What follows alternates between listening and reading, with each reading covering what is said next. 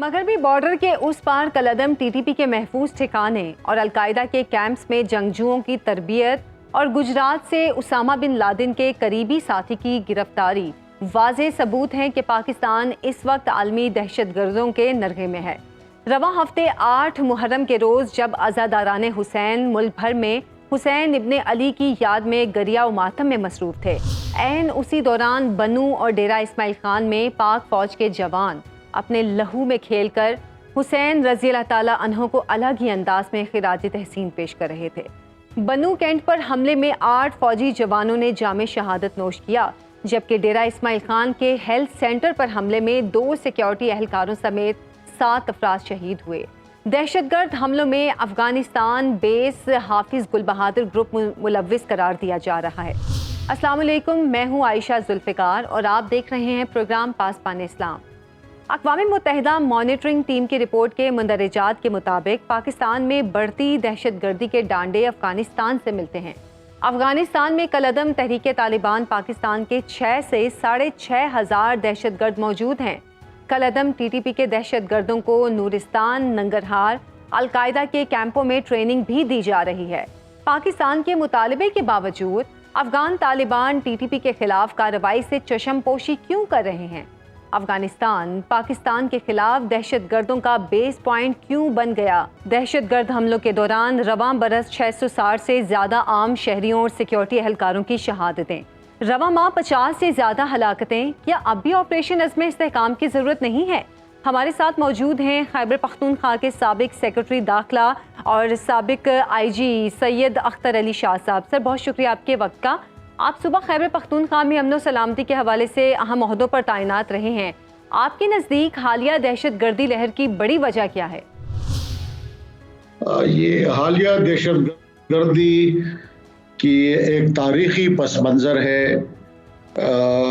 اگر ہم اس کی بنیاد پہ جائیں تو یہ سلسلہ 70 کی دہائی میں جب افغانستان میں سور انقلاب آیا، اشتراکی انقلاب، اور اس وقت ریگن ڈاکٹرائن کے تحت اور کمیونسٹ ریجیمز کے خلاف جو کولڈ وار چل رہی تھی، تو ان کو اپسیٹ کرنے کے لیے اوورٹ آپریشنز بھی کیے گئے، اور اس وقت یہاں پر پھر جہادی تنظیمیں بھی بنی اور دنیا کے تمام ممالک سے، بشمول خاص کر عرب ممالک سے، ان لوگوں نے یہاں کا رخ کیا، اور ان کی وجہ سے بہت سے ایسے افکار جو پہلے یہاں پر موجود نہیں تھے، یہاں پہلے بھی مدرسے تھے، مذہبی رجحانات بھی تھے، مذہبی تنظیمیں بھی تھی، لیکن یہ تفکیری فلسفہ اور یہ سلفی جو وہاں سے اس وقت اسامہ بن لادن بھی آئے، اس وقت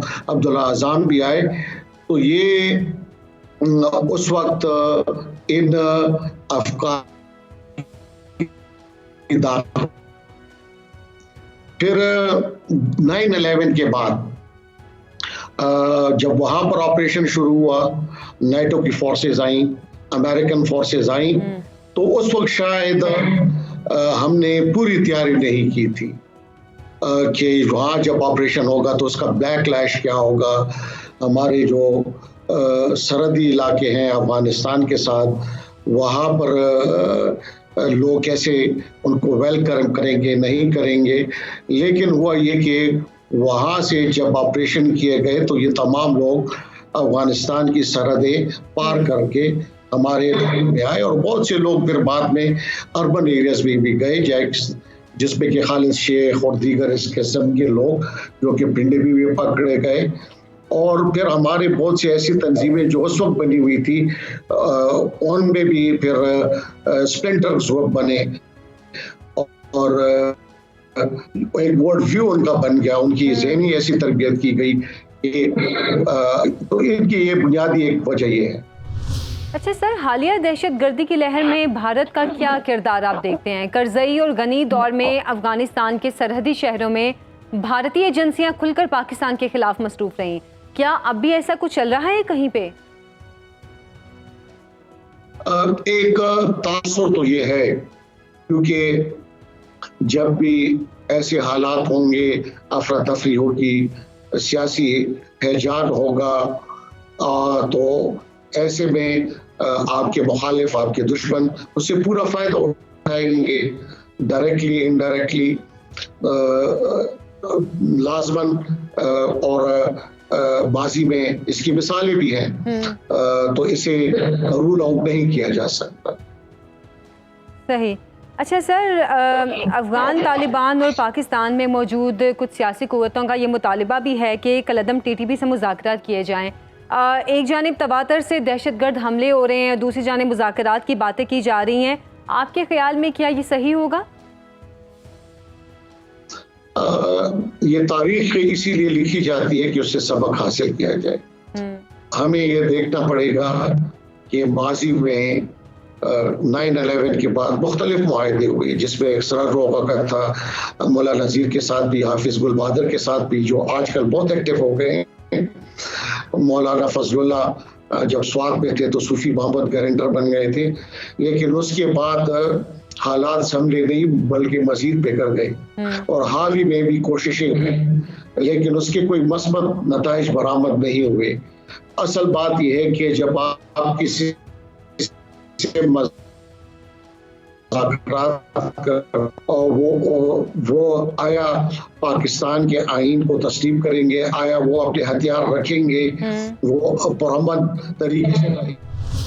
صحیح۔ اچھا سر، کیا آپ سمجھتے ہیں کہ اگر یہاں پہ بات کی جائے کہ افغانستان کے ساتھ تعلقات کی ہم بات کریں، افغانستان میں طالبان کی حکومت آئی تو پاکستان اس کی سہولت کاری میں بھی شامل رہا اس کو سونپنے میں، لیکن ہمارے تعلقات جو ہیں وہ شروع دن سے ہی خراب چل رہے ہیں۔ طالبان حکومت پاکستان کے لیے مسائل کیوں پیدا کر رہی ہے؟ کہیں طالبان کے ساتھ سہولت کاری کے حوالے سے یا افغان پالیسی کے حوالے سے کچھ نقائص آپ دیکھتے ہیں، یا پھر ہمارے دشمنوں کی منصوبہ بندی اس میں زیادہ کردار آپ دیکھتے ہیں؟ اس سلسلے میں یہ کہوں گا، جہاں تک آپ نے افغان پالیسی کی بات کی تو اس پارہ ہے، ایک رائے تو یہ ہے کہ جنرل ضیاء الحق کے وقت میں ہم نے امریکہ کا ساتھ دیا روس کے خلاف، سوویت یونین کے خلاف، اور یہ تمام بیج تو اس وقت بوئے گئے تھے، اور اس وقت بہت سی سیاسی قوتوں نے یہ اندیشہ ظاہر کیا تھا، فورکاسٹ کیا تھا کہ پھر مستقبل میں اس کے نتائج اچھے نہیں نکلیں گے۔ تو آج جو بیج ہم نے بوئے ہیں اس کو ہم ہارویسٹ جو ہے اس کو کر رہے ہیں، تو یہ میں کہوں گا کہ اس وقت جو افغان پالیسی تھی میری نظر میں وہ ٹھیک نہیں۔ ہمیں نیوٹرلٹی اختیار کرنی چاہیے تھی۔ جب دو بین الاقوامی طاقتوں کے درمیان جو جنگ تھی، جو کولڈ وار تھی، اس سے ہمیں اجتناب کرنا چاہیے تھا، لیکن اس وقت اسٹنگر میزائل اور ہر قسم کے ہتھیار یہاں پر آئے، جس کی وجہ سے ہماری سوسائٹی ملٹرائز ہوئی، ملیٹنسی بڑھ گئی، اس قسم کے نظریات بڑھ گئے۔ تو یہ اس کے لیے ابھی ہمیں لانگ ٹرم ڈی ریڈیکلائزیشن اور کاؤنٹر وائلنٹ ایکسٹریمزم، اس کی پالیسیز پر عمل کرنا پڑے گا، تو تب بات کریں گے۔ اچھا، کیا آپ سمجھتے ہیں کہ اسمگلنگ کے خلاف پاکستانی قیادت کا سٹینڈ بھی کہیں اس دہشت گردی کے بڑھتے واقعات کی وجہ بنا ہے؟ جیسے رواں سال 7 کسٹمز اہلکاروں کا قتل مبینہ طور پر اسمگلنگ روکنے سے متعلق کارروائیوں کا شاخسانہ قرار دیا جا رہا ہے۔ اس میں تو یہ ہے کہ جب اس قسم کی دہشت گرد تنظیمیں ہوتی ہیں تو ان کے ساتھ ہر قسم کے لوگ مل جاتے ہیں، اور وہ پھر فائنینسنگ کے لیے ہر حربہ استعمال کرتے ہیں، اور اس راستے سے جو بھی اسمگلنگ کا سامان آتا ہے تو وہ اس پہ اپنی راداری وصول کرتے ہیں۔ اس طریقے سے ان کی بھی فائنینسنگ ہو رہی ہے، ان کی فائنینسنگ میں کڈنیپنگ فار رینسم بھی شامل ہے، اس میں اگر افیوٹ کی کاش ہے تو اس میں بھی وہ اپنا حصہ کر لیتے ہیں، تو یہ اپنی جگہ پہ درست ہے۔ بہت شکریہ سید اختر علی شاہ صاحب آپ کے وقت کا۔ ناظرین، افغان حکومت اپنے ملک کو عالمی دہشت گرد گروپوں کا بیس پوائنٹ بننے سے روکنے میں کیوں ناکام ہے، یہی جانیں گے۔ ہمارے ساتھ موجود ہیں ڈیفنس اینالسٹ بریگیڈیئر وقار خان صاحب۔ سر، بہت شکریہ آپ کے وقت کا۔ اچھا سر، پاکستان کو اس وقت ایڈوانس لیول کی دہشت گردی کا سامنا ہے، کیونکہ اقوام متحدہ کے مطابق دہشت گردوں کی تربیت القاعدہ کی زیر نگرانی افغانستان میں ہو رہی ہے۔ اس بار یہ چیلنج پاکستان کے لیے کتنا سخت ثابت ہو سکتا ہے؟ آئی تھنک ابھی جو چیلنج ہے وہ شاید پہلے سے زیادہ ہے اور اس کی کچھ وجوہات ہیں. ایک تو جو ایکسٹرنل فنڈنگ ہے اس کے کچھ جو شواہد سامنے ہیں اور وہ اوپن پریس میں ہے, انٹرنیشنل میڈیا میں چھپے ہیں, وہ ہے جو یو ایس فنڈنگ ہو رہی ہے طالبان کو فار ویریس ریزن.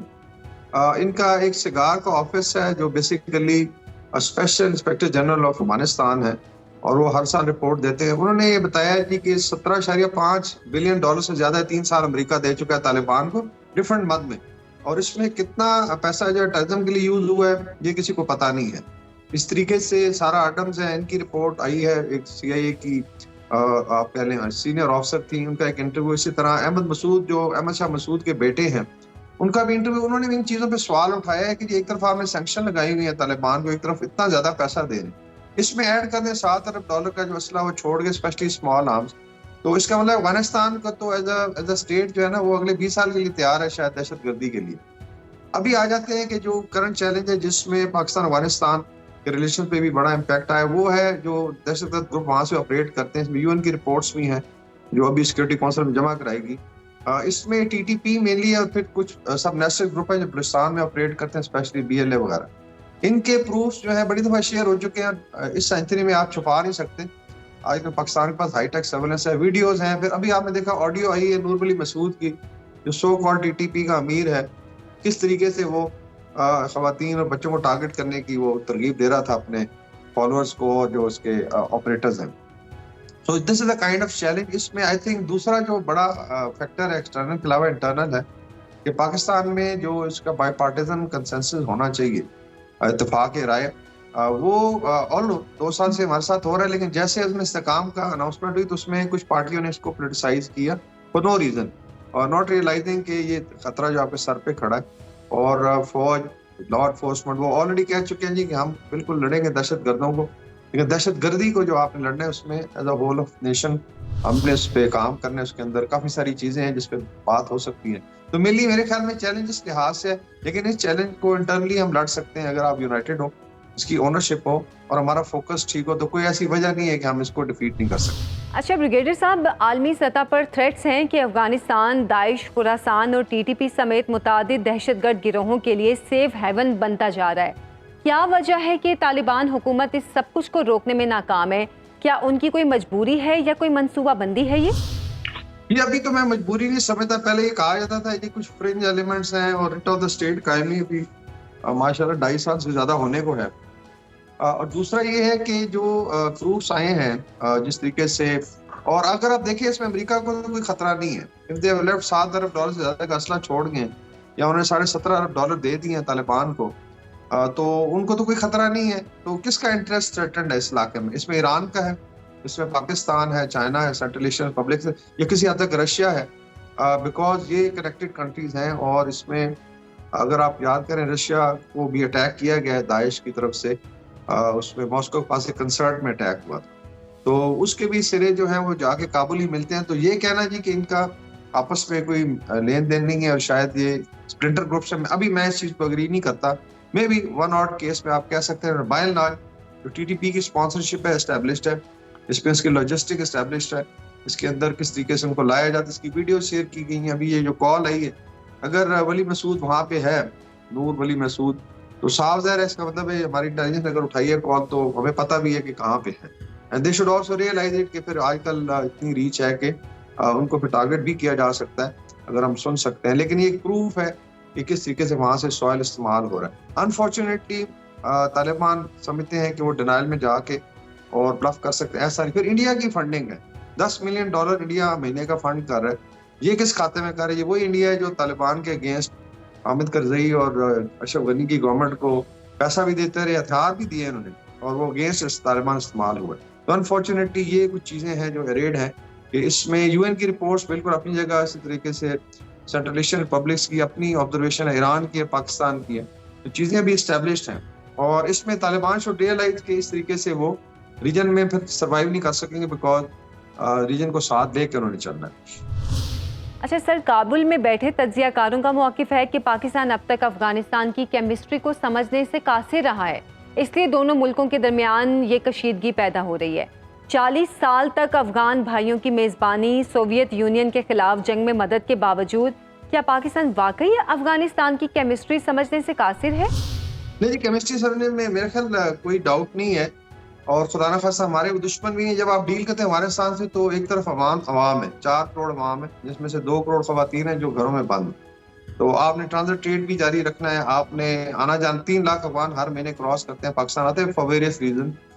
اور جو اس وقت تقریباً 50 لاکھ افغان پاکستان میں ہے، جس میں پرانے جو ہیں لیگل اور ان لیگل، وہ کیوں نہیں جانا چاہتے افغانستان؟ تو صاف ظاہر ہے اس میں کیمسٹری کا ایشو نہیں ہے، اس میں تو ایک رجیم ہے وہاں پہ جو سپریس کر. لیکن آل ٹوٹ اسٹل آپ نے ان کے ساتھ نیگوشیٹ کرنا ہے، بات چیت کرنی، بیکاز سٹنگ گورنمنٹ تو طالبان کی. ایک چیز جو ہم بھول جاتے ہیں کہ جو ایکسٹرنل فیکٹر ہے وہ بڑا میجر فیکٹر ہے. پاکستان افغانستان کے ببل میں نہیں رہتے، یا مڈغاسکر نہیں ہے کہ ایک سائڈ پہ دنیا کا نیوزی لینڈ. یہاں پہ 40 سال میں 30 سال تو 2 سپر پاورز کی آکوپیشن رہی، اس کو کیوں نہیں سمجھتے لوگ، اور اپنا ایجنڈا چلاتے رہے. چاہے رشینز تھے، امریکن 20 سال رہے ہیں، اس دوران کچھ 6-7 دفعہ وائلنٹ رجیم چینج ہوا ہے. تو آپ کیسے تصور کر سکتے ہیں کہ کیمسٹری سمجھنے میں غلطی ہے؟ بات یہی ہے کہ ایک ڈی اسٹیبلائز ریجن ہے یا ایریا ہے یا ملک ہے، انفارچونیٹلی فار افغان پیپل، اور اس کو آپ ٹیکل کر رہے ہیں. تو اسی لیے نہ تو کنسسٹنٹ پالیسی جو ہے ایک چل سکتی کہ 40 سال ایک ہی پالیسی ہوتی، بیکاز ڈائنامکس اندر چینج ہوئی ہے، اور نہ ہی اس کو اس طریقے سے آپ لیٹس سے آپ چھوڑ سکتے ہیں. آپ نے انگیج رہنا ہے، ہمارے ان کے ساتھ ریلیشن شپ ہے. تو آل ٹوٹ کیمسٹری بڑی کلیئر ہے. ابھی صرف یہ ایک نیریٹو پھینکا جا رہا ہے بیکاز پیپل وانٹ کہ جی آپ دہشت گردوں کے ساتھ نیگوشیٹ کریں، جنہوں نے ہزاروں پاکستانیوں کو شہید کیا، خواتین کو شہید کیا، بچوں کو کیا، ان کے ساتھ نیگوشیٹ، کس چیز کی نیگوشیشن کریں؟ آپ اگر ادھر ہے، افغانی کرنسی اسٹرانگ ہے، اکانومی بہت اچھا پرفارم کر رہی ہے، تو آپ ادھر رہیں اپنے فیملیز کے ساتھ. اس میں پاکستان ڈیفینیٹلی مدد کر سکتا ہے. کشمیری سیٹلمنٹ آف جو افغان الیگل امیگرینٹس ہے وہ بڑا ضروری آئٹم ہے، بیکاز اس میں پھر ایک اسپیس کریٹ ہوتی ہے پاکستان میں. اگر وہ رہتے ہیں تو پھر آپ کو پتہ نہیں چل سکتا کہ کون کیا کر رہے ہیں. تو آل ٹوٹ کیمسٹری پہ میرا خیال کوئی شک نہیں ہے. دی اونلی تھنگ از کہ جو ہے پاکستان کی جو جغرافیکل اور اسٹریٹجک مجبوریاں ہیں یا اب چیلنجز ہیں، ان کو سمجھنے کی ضرورت ہے، اور ہم نے اس کو ڈے ٹو ڈے بیسس پہ ٹیکل کرنا. اچھا بریگیڈیئر صاحب، حافظ گل بہادر گروپ 2014 تک پرو پاکستانی تھا. کیا وجوہات ہیں جو آج گل بہادر گروپ ریاست کے خلاف سرگرمیوں کا حصہ ہے؟ کیا ریاستی پالیسیز اس کی ذمہ دار ہیں یا پس منظر میں کچھ اور وجوہات ہیں؟ اس میں آئی تھنک جو میں نے ابھی بات کی ہے بیک گراؤنڈ کی ٹائم ہوئی جو ہم نظر انداز کرتے ہیں، اتنی آپ کہہ رہے ہیں کہ اسٹریٹجک چینجز اتنی سوئفٹ چینجز ہوئی ہیں. It's a very unique country. اگر آپ دیکھیں جس میں جیسے میں نے ذکر کیا کہ 2 بڑی سپر پاورز کی آکوپیشن، امیجن کریں کتنی دفعہ وہاں پہ ایلیٹ چینج ہوئی ہے. یعنی یو ہیڈ این ایلیٹ جب نجیب اللہ کا ٹائم تھا، ڈاکٹر نجیب کا، then you had an elite جب مجاہدین آئے ہیں، پھر اس کے بعد ایک طالبان کی ایلیٹ آئی، اس کے بعد پھر امریکن آکوپیشن ہے، اس کی ایلیٹ ہے جو 20 سال وہاں پہ رہی، جس میں براکسی ہے، جس کے اندر سارا کچھ ہے، اور پھر ابھی طالبان 2 ہے. تو جسٹ امیجن کہ اس کنٹری کو ہم نارمل کیسے کہہ سکتے ہیں. ابھی اس کے اندر جو گروپس ہیں، آپ کی بات ٹھیک ہے کہ ان کے ساتھ بات چیت بھی ہوتی رہی، اور شاید اس وقت جب وار آن ٹیرر شروع ہوئی تو کوئی ڈاؤٹس تھے لوگوں کے مائنڈ میں، اور ایک تھا کہ ان کے ساتھ آپ انگیج ہو کے رہے. تو لیکن آئی تھنک کافی سارا پانی کابل اوور میں سے گزر گیا. اس کے بعد ہم نے دیکھنا ہے کہ اس وقت آن گراؤنڈ کیا ہو رہا ہے. اس وقت there is a collaboration between all kinds of groups, اور میں تو ان کو ایک ہی مونولیتھ سمجھتا ہوں کہ why it's becoming a hub of terrorism. They should also realise کہ یہ زیادہ دیر نہیں چل سکتا. Pakistan is not a cakewalk کہ ہم نے آ کے فلانا خاصا امریکہ کی طرح آکوپائی نہیں کیا ہوا. We have dealt with India, even Iran کے ساتھ جب ہوا تو پاکستان نے پھر اس کو ڈیل کیا ہے. پاکستان انشاءاللہ اس کو ہماری اپنی سرزمین ہے اور وہاں ہمارے بھائی ہیں، تو اس کو ڈیل کیا جائے گا. ہاں دے ایگری اور پیس ہوتا ہے، بالکل پیس کی طرف موو کر سکتے ہیں، لیکن بات چیت افغان طالبان سے ہوگی، ٹیررسٹ گروپس کے ساتھ نہیں ہو سکتی. اچھا بریگیڈیئر سر، آپ سے ایک اور اہم سوال. افغان طالبان چین کے مطالبے پر ایسٹ ترکمانستان اسلامک موومنٹ کو محدود کر سکتے ہیں، تو پاکستان کے مطالبے پر ٹی ٹی پی کے خلاف ایکشن لینے سے کیوں انکاری ہیں؟ اس میں آئی تھنک منی فیکٹر ہے. جو سارا ایڈم کی آپ انٹرویو دیکھیں اس میں پرسائزلی یہ چیزیں پوائنٹ آؤٹ کی گئی. مے بی یہ انٹرویو پلانٹڈ بھی ہے. ابھی آپ جسٹ امیجن کہ amount of money they are getting, ایک طرف ایک پرسیپشن تھی کہ شاید طالبان کو بڑا سکویز کیا ہوا ویسٹ نے. ایسا نہیں ہے. اگر $17.5 ارب آپ دے رہے ہیں، وہ تو میرے خیال IMF پیکج سے زیادہ ان کو دے چکے ہیں 3 سال میں جو پاکستان کو آتا ہے. تو اس کا مطلب ہے there no problem of money. India fund کر رہا ہے. چائنا کے اپنے انٹرسٹ ہیں کہ وہ جو ڈیولپمنٹ ہے انفراسٹرکچر، اس میں اس طرح مائننگ ہے، لائک حاجی کے ایک مائن ہے، یا اس میں لیتھیم کے ذخائر ہیں، یا لیٹ سے آئرن اورز ہیں، اس پہ وہ لوگ شاید کام کرنا چاہتے ہیں. تو ایک ریلیشن شپ ہے. اسی طریقے سے پھر آ جاتا ہے with in Pakistan Chinese interest ہے، سی پیک ہے. لیکن یہاں پہ یہی آ جاتا ہے کہ who is let's say putting in more money. یہ بھی ایک رپورٹ ہے جو میں اس کو کنفرم نہیں کر سکتا بکوز سارا ایٹم کہ کچھ ملینز آف ڈالر ایران بھی دیتا ہے کہ جی آپ کم از کم یہ چیز کو دور رکھیں ہم سے. تو سو اٹ مینس کہ اس میں کافی سارا پیسہ انوالوڈ ہے اور لوگ اس میں پیسہ لگا رہے ہیں ڈسپائٹ کہ افغان طالبان پہ کافی ساری آبزرویشن ہے regarding human rights regarding women rights. تو میرے خیال میں یہ بھی ایک فیکٹر ہے. لیکن چائنا چونکہ کامن فرینڈ ہے, رشیا کامن فرینڈ ہے, ایران ہے, تو ڈیفینیٹلی ریجن کے کنٹریز کو آپ ساتھ لے کے چلیں. تو یہ آئی تھنک پریشر ڈیولپ کیا جا سکتا ہے کہ جس طریقے سے ان کے انٹرسٹ کو پرزرو کیا گیا, اور اس میں آئی تھنک طالبان گورنمنٹ کا بھی پلا ہے. ریجن جو ہے فوراً آئی تھنک اس پہ آ جائے گا, پیس از دیئر, ریکگنیشن ہو جائے ان کی. پاکستان تو ان پہلے 3 ملکوں میں تھا جنہوں نے ہمیشہ ان کو ایکنالج بھی کیا, ریکگنائز کیا, ایمبیسیاں کام کر رہی ہیں, اور آپ نے پہلے ہی کانفرنس جہاں پہ ہوئی تھی پاکستان میں. تو میرے خیال میں تھوڑا ان کو سوچنا چاہیے کہ کیا یہ ٹیررزم اور اپنے بھائیوں کو شہید کرنا اس میں اللہ سے کون سا اسلام. بہت بہت شکریہ بریگیڈیئر وقار خان صاحب آپ کے وقت کا. افغانستان پاکستان کے لیے اسٹریٹجک ڈیپتھ سے ایک گہری کھائی میں بدلتا جا رہا ہے جس کا فوری سدباب فوری اور بروقت ایکشن ہی ہے. آپریشن عزم استحکام وقت کی ضرورت بھی ہے اور قومی تقاضا بھی. یہاں ایک بریک لیں گے اور واپس آئیں گے ایک اہم ڈیولپمنٹ کے ساتھ. ہمارے ساتھ پروگرام میں ایک بار پھر سے خوش آمدید. ناظرین, مقبوضہ کشمیر کی خصوصی حیثیت کو ختم کر کے کشمیریوں کے دل جیتنے کی مودی ڈاکٹرائن کو وادی میں اس وقت سخت مزاحمت کا سامنا ہے. ہندوستان ٹائمز کی ایک رپورٹ کے مطابق حریت پسندوں کے حملوں میں رواں سال کی دوسری سہ ماہی میں اب تک ایک میجر سمیت 12 بھارتی فوجی اور 10 سویلین افراد مارے جا چکے ہیں, جبکہ 55 افراد زخمی بھی ہوئے. ایک اور خبر کے مطابق مارے جانے والے تمام سویلین افراد کا تعلق بی جے پی سے تھا. کیا تحریک آزادی کشمیر نئی کروٹ لے رہی ہے؟ اسی پر بات کریں گے. ہمارے ساتھ موجود ہیں دفاعی تجزیہ کار سید محمد علی صاحب. سر, بہت بہت شکریہ آپ کے وقت کا. طویل خاموشی کے بعد وادی سے ایک بار پھر مزاحمت کی خبریں آ رہی ہیں. کیا اطلاعات ہیں آپ کے پاس اس حوالے سے؟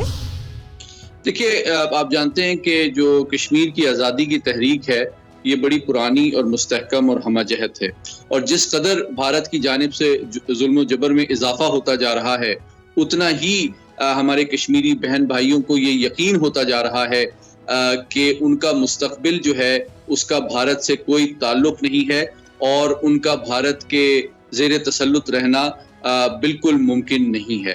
تو میں سمجھتا ہوں کہ مودی سرکار کی اس تیسری ٹرم میں جیسے ہی انہوں نے اقتدار سنبھالا ہے, انہوں نے کشمیریوں کے خلاف ظلم و ستم کا قانونی اور دیگر معاملات میں ایڈمنسٹریٹو ایسے میجرز لینے شروع کیے ہیں کہ ان کی آزادیوں کو مزید سلب کیا جائے اور ان کے حقوق سے ان کو مزید محروم کیا جائے, ظلم و جبر میں اضافہ کیا جائے, ان کی شناخت کو مزید مسخ کیا جائے.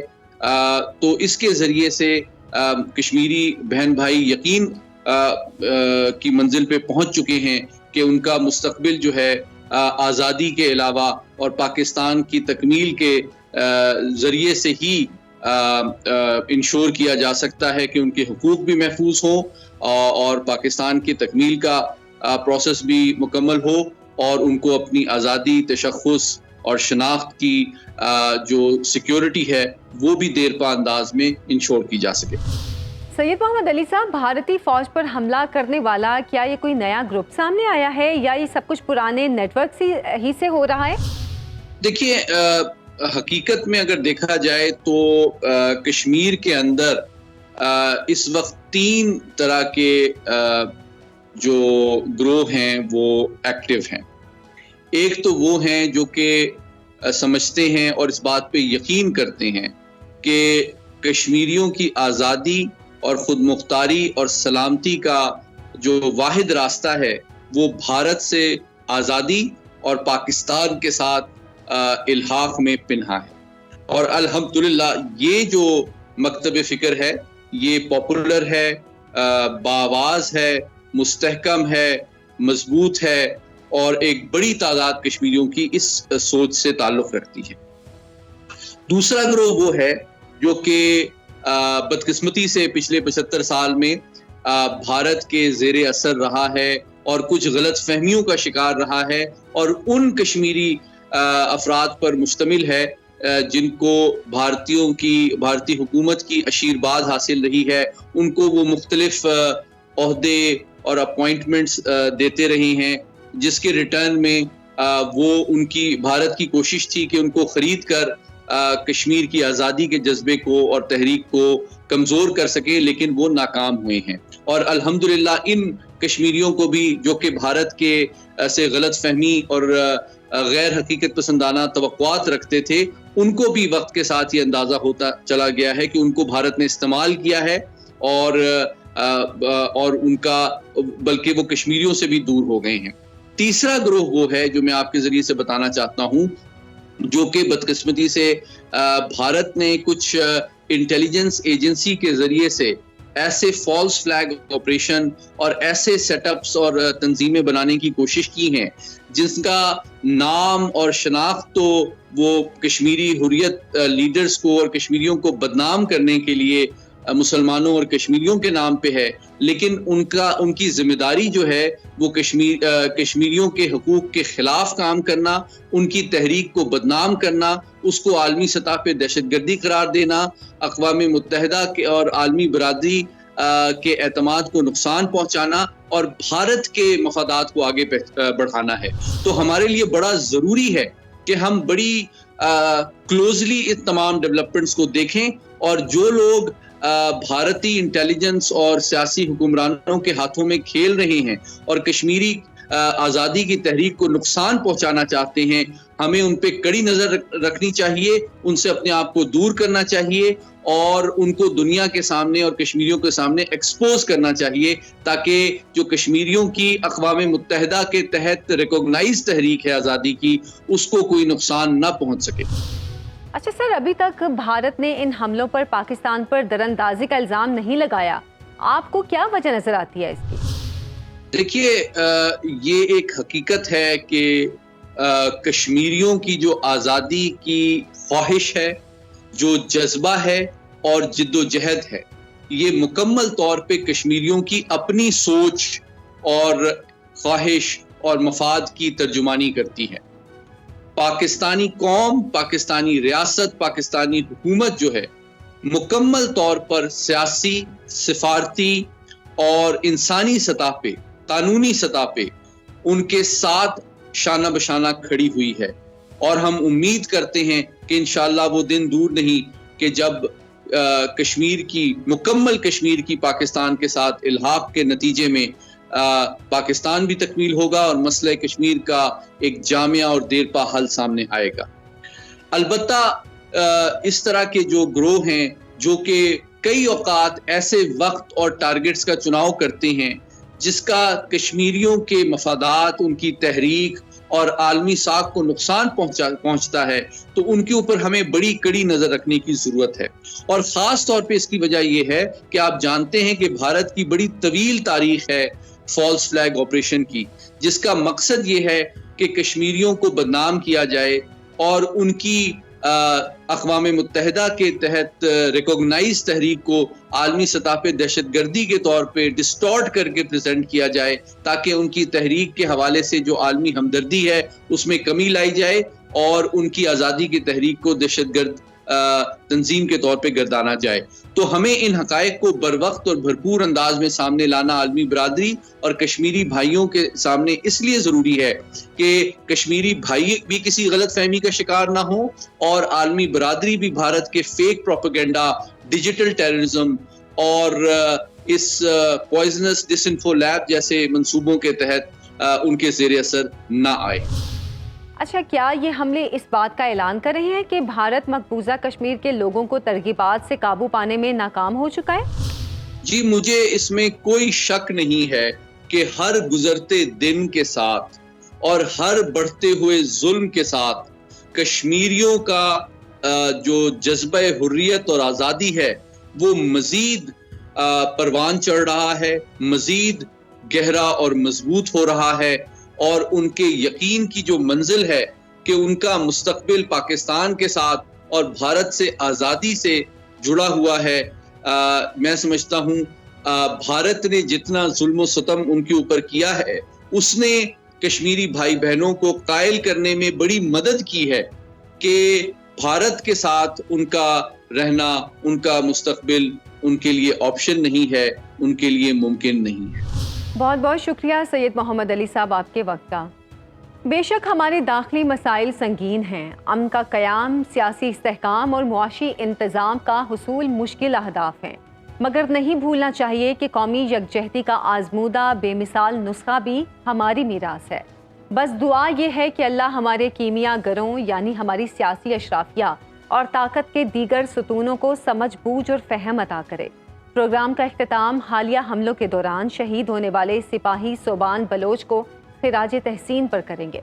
شہید سپاہی کی بہادری سے متعلق یہ رپورٹ دیکھیں. بنو چھاونی میں دہشت گردوں کا حملہ ناکام بناتے ہوئے پاک فوج کے جوان صوبان شہید نے جرأت و بہادری کی نئی تاریخ رقم کر دی. جان وطن پر قربان کرتے ہوئے کئی قیمتی جانوں کو بچا لیا. 15 اور 16 جولائی 2024 کی شب دہشت گردوں نے بنو چھاونی پر حملے کے دوران گرنیڈ پھینکا تو سپاہی صوبان شہید اپنی جان کی پرواہ کیے بغیر گرنیڈ پر لیٹ گئے اور اپنی جان کی قربانی دے کر چھاونی کو بڑی تباہی سے بچا لیا. سپاہی صوبان شہید نے دہشت گردوں کو دو ٹوک پیغام دیا کہ پاک فوج کے یہ جوان وطن کی خاطر کسی قربانی سے دریغ نہیں کریں گے اور دشمن کی ہر سازش کو ناکام بنا دیں گے. آزاد کشمیر کے ضلع مظفر آباد سے تعلق رکھنے والے اس بہادر سپوت کی نماز جنازہ میں اعلیٰ سول و فوجی حکام سمیت عوام علاقہ نے کثیر تعداد میں شرکت کی اور شہید کو زبردست خراج عقیدت پیش کیا. پاک فوج کے اس جوان کی